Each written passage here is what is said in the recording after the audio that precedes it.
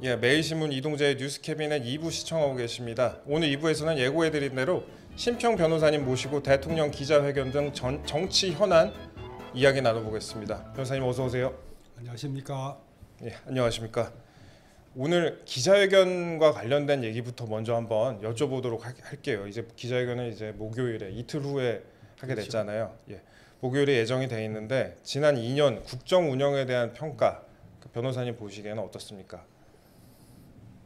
뭐 지난번 그 총선이 예. 2년간의 그 국정 운영에 대한 중간 평가 아니었습니까? 맞습니다. 예. 뭐 총선이 참패로 끝났으니까 국민들께서는 2년간의 국정 운영이 그 별로 좋지 않았다. 뭐 그렇게 판단하신 것이고 또 우리가 객관적으로 봐도 윤석열 정부의 국정 운영에는 상당히 그 문제가 있었지 않았나 그렇게 볼 수가 있죠. 무엇보다도 말이죠. 그 제일 큰 윤 정부의 그 실책을 들자면은 저는 뭐 두 가지로 그 꼽습니다. 예, 예. 하나는 그 인사 정책의 그 실패가 두드러졌고, 인사 정책 실패. 그렇죠. 그 왜 이렇게 그 인사를 해왔는지 윤석열 정부의 인사 중에서 좀 기억에 남는 거는 그 저 장미란 씨, 예, 문체부 차관 했는 그분 그 외에는 그 국민들 내리에 그 좀 남는 인사가 별로 없었지 않았나. 그리고 그 결국 그 이 윤석열 정권은 그 검찰 정권이다. 이렇게까지 그 객관적인 평가를 받을 수밖에 없는 너무나 그 좁은 테두리 내에서 인사를 계속해 왔던 거죠.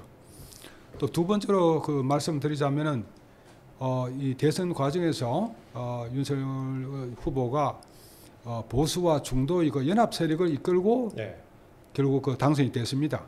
그런데 대통령이 되시고 나서는 그 연합 세력 중에서 중도의 세력을 스스로 이 무너뜨려 버린 거죠. 왜 이런 그 어리석은 그 실책을 해서 지지 기반을 그 잠식을 했을까? 참으로 안타까운 일이죠. 뭐 이 두 가지의 그 실패가 가장 컸다고 봅니다. 예. 그러면 기자회견에서 대통령이 좀 어떤 자세로 어떤 부분을 좀 강조해야 되겠다 이렇게 보실까요? 뭐 제가 뭐 구체적인 그런 말씀을 뭐 드리기는 그렇습니다만은 지금 국민들 그 머리에 그 박혀 있는 윤 대통령의 인상 뭐 고집스럽고 뭐 불통이고 또 오만하고 이런 것을 그 불식시킬 수 있는 좀 더 그 진실하고 겸손한 자세로 국민에게 다가선다는 그 기본 자세. 그것을 확실하게 보여주셔야 될 것이 아닌가 싶습니다. 알겠습니다. 그럼 기자회견에서 혹시 최상병 특검법이나 김건희 여사 특검법 어떤 메시지가 혹시 나올까요? 뭐 제가 듣기로는 그 모레 기자회견에서 어떤 의제에 그 제한되지 않겠다. 그렇게 그 말씀을 하셨으니까 그런 것도 당연히 그 언급이 나오겠죠.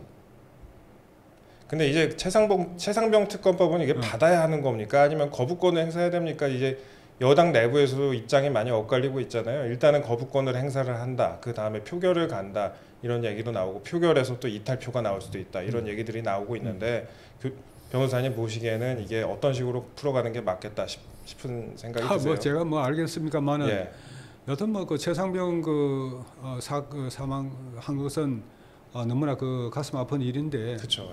그래 그 사건을 두고 그동안 공수처에서 사실 그 직무유기를 한 거죠. 너무나 그 수사를 그 질질 끌고 또 뭐 수사가 된 적이 없지 않습니까? 이제 좀 정신 차려 가지고 그 수사를 그 속도를 내고 있으니까 이것은 그 수사를 하고 나서 미진한 점이 있을 때 특검을 하는 것은 그게 원칙 아닙니까? 그 이 원칙을 허물어서야 되겠습니까? 물론 그 뭐 야당 입장에도 이해할 수 있는 점이 없지는 않습니다만은 좀 그 너무 이 문제를 이 꽃다운 그 젊은이의 죽음을 그 정쟁의 대상으로 몰고 가지 말고 조금은 좀 차분하게 이 문제를 수습할 수 있는 그런 성숙한 우리 지혜를 우리 정치계에서 가졌으면 아마 저는 그걸 바라고 있습니다. 그렇죠. 지금 이제 이러한 사건이 이제 수사가 진행 중인데 계속 그래도 특검법에 관련된 얘기가 계속 나오고 있잖아요. 그래서 국면이 이런 식으로 계속 진행이 되고 있는 것 같은데 그럼 특검법 자체를 일단은 거부권을 행사하는 게 맞다라고 보시는 걸까요? 글쎄요, 뭐 그동안에 그 공수처가 너무나 그 이 수사를 뭐 부진하게 그 끌어와서 예. 이거 너무나 많은 시간이 흘렀지 않느냐 또 하는 그렇게 말하는 그 야당 쪽의 주장에도 일리가 없지는 않죠. 네, 예. 그다음 우리가 원칙을 본다 그러면은 일단은 이제 수사가 이제 본격화 됐으니까 좀 그게 맡겨두고 뭐 그게 그 미진할 때 특검을 해도 되지 않겠냐 한 뭐 그런 원론적인 입장을 뭐 제가 말씀드린 거죠. 예, 알겠습니다. 그리고 최근에 저 이원석 검찰총장이 예. 그 김건희 여사 관련된 예. 뭐 도이치라든지 수사를 좀 강화하는 예. 그런 입장으로 좀 나오고 있잖아요.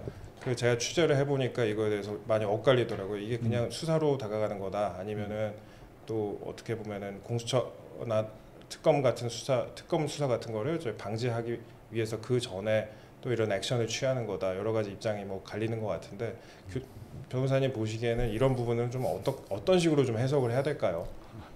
10개를 물속은 나눠도 한 개의 사람 마음속을 어떻게 알겠습니까? 예. 이 총장의 마음을 제가 어떻게 알겠습니까? 예.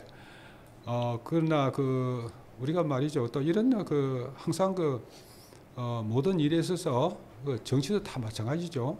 또 사람도 다 마찬가지고 우리가 하나의 그 원칙을 찾아야 되는 거 아닙니까? 네, 예. 그 김건희 여사의 주가 조작 그런 많이 그들 말하는데 그것이 언제적 이야기입니까? 예. 그것이 그 결혼하기도 전의 일 아닙니까? 네. 어느 그 사인으로서 있었던 일에 대해서 이 하나의 그 법률을 만들어 가지고 특검을 한다. 예. 그거는 좀 지나친 일이 아니냐. 또 뭐 어떤 그 김민전 그 요번에 그 당선인이 오늘 그 말했대요. 그 쓰리김 여사의 함께 예. 그 특검을 실시하자는데 그것도 좀 지나친 말씀이 아니겠냐. 좀 이런 문제에 관해서 우리가 좀 냉정하게 한번 우리가 돌아볼 수 있는 그런 여유를 가졌으면 합니다. 그리고 이런 말을 제가 해도 될는지 모르겠는데. 예, 말씀하시죠. 예.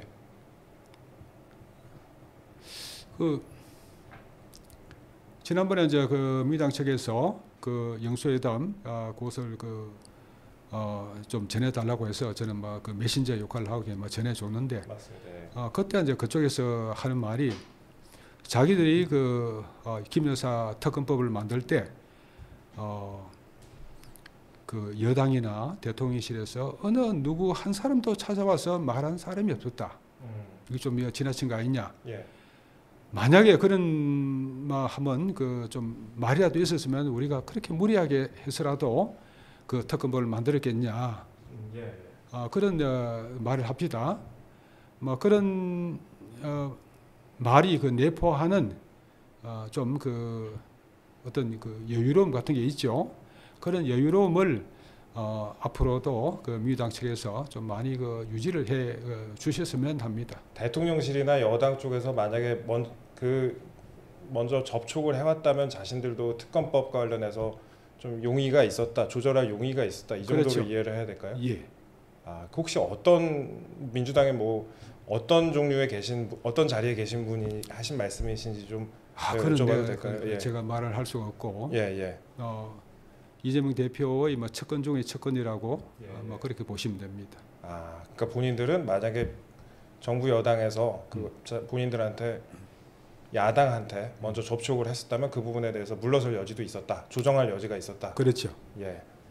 그 부분이 아쉬워서 그런 말씀을 했다. 어쨌든 예. 그런 상황 속에서 이 특검법이 만들어졌는데 예. 그게 좀 무리하다는 것은 민주당 측에서도 인식하고 있었지 않았냐. 무리한 거는 민주당에서도 인식하고 있다고 봐야 한다. 예. 그러나 그 당시의 이야기죠. 예. 근데 지금 다시 김건희 여사 또 아까 말씀드렸다시피 한 사인으로 있었을 때의 일을 가지고 또 그것도 뚜렷한 혐의가 있는 것도 아니고 예. 그런 것을 하나의 국가의 법률을 제정해 가지고 그것을 밝혀내겠다. 예. 그렇게 말하는 것은 조금 이 상식과 좀 어긋나지 않느냐. 예. 우리가 그런 생각을 할 수가 있죠. 알겠습니다. 오늘 중요한 내용 같습니다. 예. 네, 그러면 윤 대통령의 그 지지율이 좀 반등을 하려면 예. 어떻게 해야 하는지 좀 어떤 생각이 있으신지. 그리고 아까 제가 말씀드렸습니다마는 왜 그 윤석열 정부가 그 실패했느냐? 2년 동안 뭐 앞으로 뭐 3년이 남았습니다만은 그걸 우리가 그 거꾸로 뒤집어서 생각해보면 되지 않겠습니까? 첫째, 이래 이제 인사정책 좀 제대로 하시라. 두 번째로 중도 세력, 중도층의 국민들 마음을 이쪽으로 가져올 수 있는 그런 정책을 펴시라. 이런 걸 우리가 주문할 수가 있겠고요. 저는 말이죠. 한 나라의 그 지도자가 되는 라는 사람 분은 이 그 국민들에게 이 희망의 미래를 제시할 수 있는 예, 예. 비전을 가져야 된다고 생각합니다. 네. 그 영어로 이제 뭐 그런 사람을 비저니어리라고 하죠. 예. 대통령은 그런 비저니어리가 되어야 합니다. 네. 지금 우리가 국민이 상당히 어렵게 지금 어떤 고통스럽게 살고 있지만은 그러나 언젠가는 여러분들에게 우리한테 이 보다 밝은 네. 희망의 미래가 기다리고 있습니다. 예. 이런 식의 이 장래에 대한 그 비전을 제시할 수 있는 그 대통령이 되어야 하겠죠. 예. 예. 뭐 그런 면에서 제가 한 가지 뭐 제안을 한다 그러면은 뭐 이 두 분께서도 affirmative action 하는 말을 한번 들어봤을 겁니다. 쉽게 말해서 소수자 보호 정책인데 미국이나 아마 또 세계 여러 나라에서 취하고 있는 정책입니다. 예. 예. 지금 우리 사회에서 제일 큰 문제가 뭡니까? 저출산, 그렇죠. 양극화. 예. 그거 아닙니까? 이런 상황에서 양극화되고 또 이 아이를 낳아서 제대로 양육할 수 없는 또 이 아이가 커서 장래가 걱정스러운 이런 상황에서 우리가 근본적으로 어떤 사회를 개혁하는 조치를 우리가 취해 나가야 할 것입니다. 예. 예. 그래서 affirmative 한국판 affirmative action으로서 저는 이런 걸 제안하고 싶어요. 이 정부의 관리권에 미치는 모든 의협과 의전원, 로스쿨, 국립대학 예. 여기에 정원의 3분의 1 정도는 이 경제적으로 중하위 계층 자녀들에게 우선 배정을 하고 나머지를 일반 전형으로 돌리도록 하는 이런 획기적인 꼭 이런 정책이 아니더라도 예. 예. 이런 획기적인 정책을 제시함으로써 대통령이 국민들이 미래에 대한 희망을 가질 수 있게 하셔야 예. 정말 역사에 남는 대통령으로서 퇴임하신 후에도 국민의 사랑과 존경을 받는 대통령으로 남지 않겠습니까? 예. 예. 그게 말이죠. 이승만 대통령 농지개혁 같은 거 얼마나 대단한 건지 모릅니다. 네. 예. 또 박정희 대통령 국민 모든 국민이 의료보험 받는 국민 개 의료보험의 초석을 놓으셨죠. 그런 것들이 지금 우리한테 얼마나 든든한 정신적 자산이 되고 있습니까? 이런 식으로 사회를 이 근본부터 손을 대 가지고 이 국민의 삶을 안정시키는 그런 과감한 개혁 조치를 윤 대통령이 남은 3년 동안에 해 나가시기를 저는 바라고 있습니다. 이게 그렇게 나가면 당연히 예. 지지율은 뭐 극적으로 반등하는 거죠. 예. 예. 알겠습니다. 제가 너무 말이 많지. 아니요. 저희 많이 하실수록 좋습니다. 예. 원하고 있었습니다. 저희가 오늘 준비한 질문들이 좀 많은데요. 예. 황우여 비대위원장 관련해서 좀 말씀 좀 여쭤볼게요. 예. 이제 오늘 인터뷰에서 황우여 비대위원장이 예. 586 청산이나 2조 심판론 같은 이제 총선에 나왔었던 그런 어젠다를 비판을 하면서 한동훈 전 위원장을 좀 점잖게 약간 직격을 했다고 해야 될까요? 그런 부분이 있었는데 그러면서 보수 정체성을 또 강화하는 식으로 또 말씀을 하셨어요. 그러니까 이런 부분에 대해서는 좀 어떻게 바라보세요? 보수 정체성을 우리가 강화해야 된다. 아까 말씀하신 중도하고는 약간 또 상충되는 부분이 있을까 싶어가지고요. 우선 말이죠. 예. 지난 총선을 우리가 복귀를 해본다 그러면은 네. 2월 하순경대에서 조국 대표가 등장을 합니다. 조국 예. 혁신당이 등장을 하면서 이 전국의 정권 심판으로 쫙 깔아버렸습니다. 네. 예. 그때부터 판세가 완전히 바뀌어버렸습니다. 네. 여기에 대해서 국민의힘은 기껏해서 한 말이 2조 심판론 그런 거로 내세워 가지고 오히려 심판론의 어떤 프레임에 엮여 들어가 버렸죠. 근데 일각에서는 이제 당시에 이게 백석도 안 나올 것 같으니까 어쩔 수 없으니까 이제 그 지지층을 아니죠. 모아야 된다 이렇게 아니 해서 예. 다시 한번 복귀를 한번 해보십시오. 네.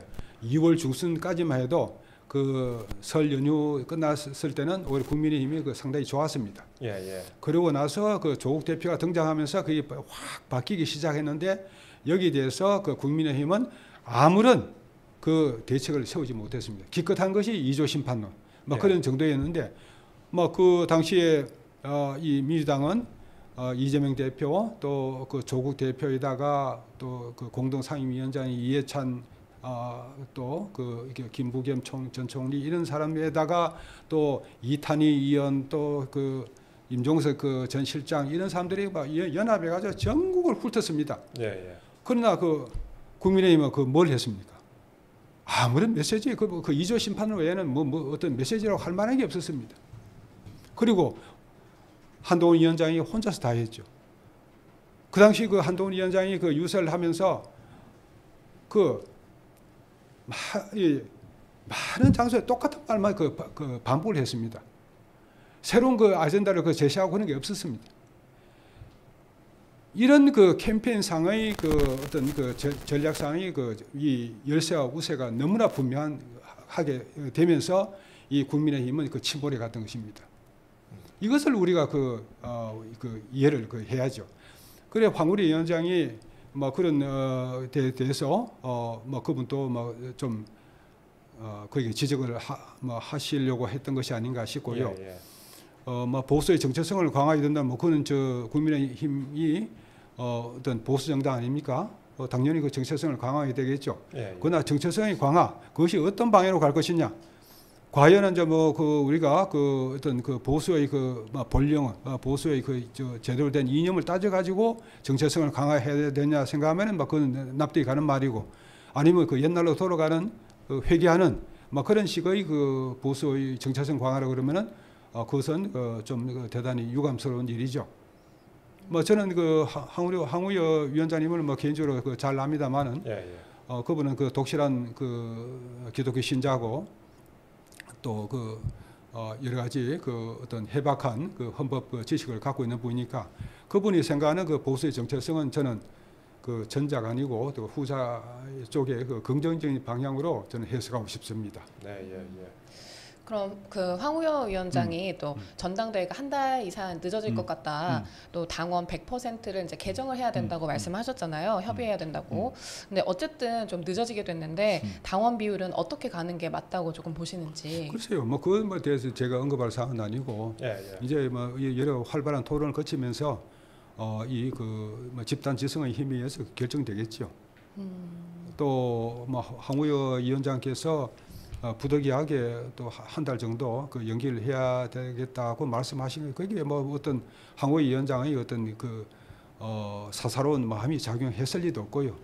그럼 일각에서는 이후에 그 집단 지도 체제로 가야 한다고 지적도 하고 있는데 또 요거는 또 어떻게 보실까요? 저는 말이죠. 네. 그 이 집단 체제로 지도 체제로 가건 말건 간에 네. 지금 이 정당의 이 최고위원을 특히 국민의힘의 그 최고위원을 뽑는 거 보면 좀 이상하지 않습니까? 어떤 부분이? 예. 그 당 대표는 그렇다 치더라도 최고위원들이 네. 그 국회 그 초선도 못한 그 어떤 이 무명의 인사들이 최고위원 대부분 차지하죠. 네. 그게 그 최고위원이 아니지 않습니까? 그러면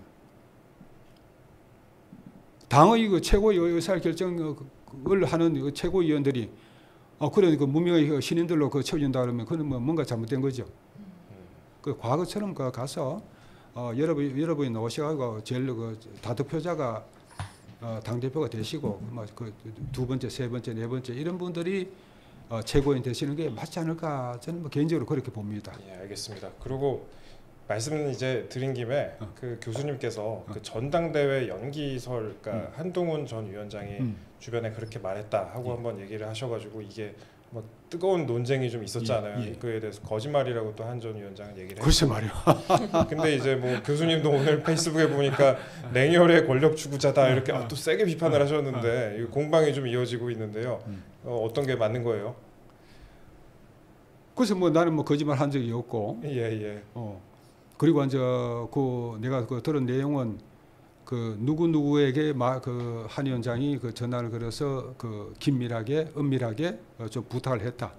거기에다가 그 전당대회 날짜를 그 9월로 잡아달라. 막 그런까지 그 제가 전해 들었거든요. 예, 예. 뭐 이 말이 그 또 더구나 저한테 그 말을 해준 분이 그 뭐 저는 이 정치인 중에서 그 예. 가장 그 어떤 뭐 도덕성이나 그런 데서 조금 더 뭐 어떤 그 허물 잡을 수 없는 그 분이라고 저는 믿고 있기 때문에 그 말이 거짓이라고는 저는 그 백에 하나도 생각하지 않습니다. 현역 의원이 그런 말씀을 하셨다. 예, 그렇습니다. 그리고 그러면 또 이제 이게 민감한 부분인데 그래도 안 여쭤볼 수가 없잖아요. 또 글도 쓰시고 하셨으니까 한동훈 위원장이 최근에 이제 당직자나 비대위원들하고 이제 식사도 하면서 조금씩 이제 외부 활동을 하고 있는데 혹시 뭐 대통령 측에서 한 전 위원장 측에다가 뭐 식사나 만남 제한 같은 걸 다시 했다 이런 얘기는 혹시 들어보신 거 있으실까요? 뭐 전 의원 같은 경우에는 식사 초대를 3번 이상 거절했다 이렇게 또 저는 전 의원 그 말씀이 맞다고 봅니다. 윤 대통령이 그 딴 건 몰라도 예. 그 정도 그 아량과 그 배폰을 가지고 있는 분입니다. 예. 지금이라도 그러면은 뭐 식사를 같이 두 분이 하시는 게 맞다라고 해야죠. 예. 지금 한동훈 위원장이 그런 식으로 그 윤석열 대통령하고 이 그 정면 대립하듯이 또 그 지지 세력이 윤석열 대통령을 공격하고 이런 식으로 나가는 그거는 제가 볼 때는 그 바보 같은 짓이죠. 근데 이게 또 그런 부분도 있잖아요. 이제 당에 어떻게 보면 한동훈 위원장도 소중한 자산이다. 그러니까 어떻게 보면 지금 굉장히 인기도 있을 뿐더러 당의 소중한 자산이라고 보는 시각이 많은데 이거를 좀 뭐랄까 비판적으로 너무 보신다 하고 교수님을 좀 비판하는 분들도 계시더라고요. 뭐 그런 면도 있겠죠. 예.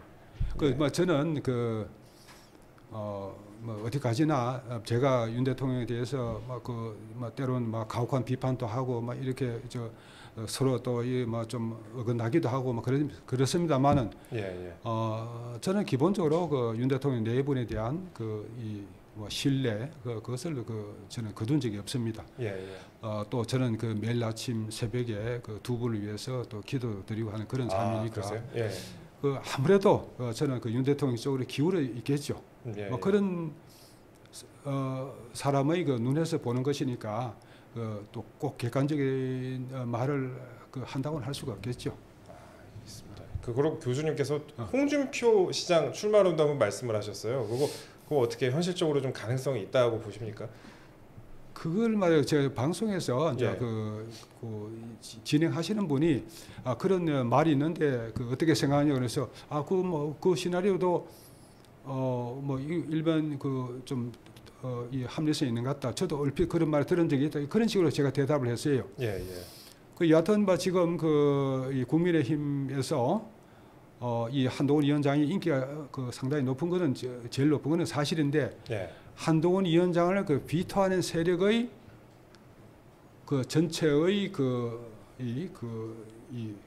막 퀀티티라고 할까 뭐 그런 것도 무시할 수 없습니다.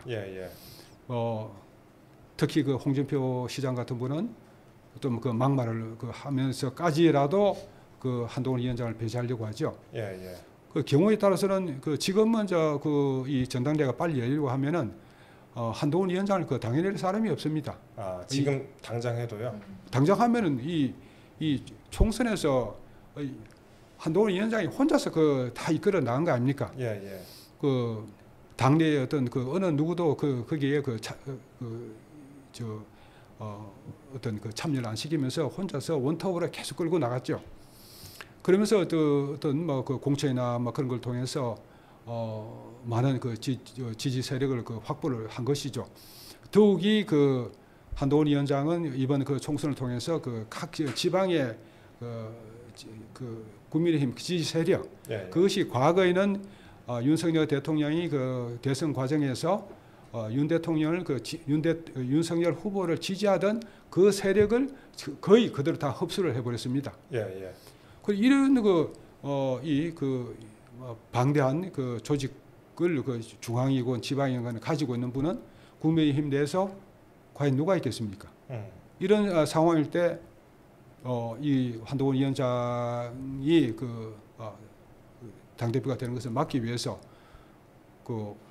이 홍 시장이 나설 것이라는 그런 말은 뭐 저도 들은 바가 있죠. 아, 그러니까 상당히 그래도 어느 정도는 신빙성이 있다로 봐야 되겠네요. 그러면. 그건 이제 그 진행자가 묻길래 뭐 저도 뭐 그런 말 예. 들은 적이 있다 이런 정도 이야기했습니다. 아, 알겠습니다. 예. 그리고 또 그래도 말씀 아까 또 여쭌 김에 그러면 윤석열 대통령하고 한동훈 전 위원장이 만약에 두 분이 뭐 사이가 보도된 것처럼 뭐 그렇게 그런 정도의 사이라면 화해를 두 분이 어떤 식으로 해야 되겠습니까? 보면 뭐 화해 방식은 좀 어떻게 되겠으며 어떻게 좀 접근을 해야. 글쎄요. 뭐 제가 또 알고 있는 걸 다 말씀드릴 수는 없고. 다 말씀해 주시면 감사합니다. 반말. 예.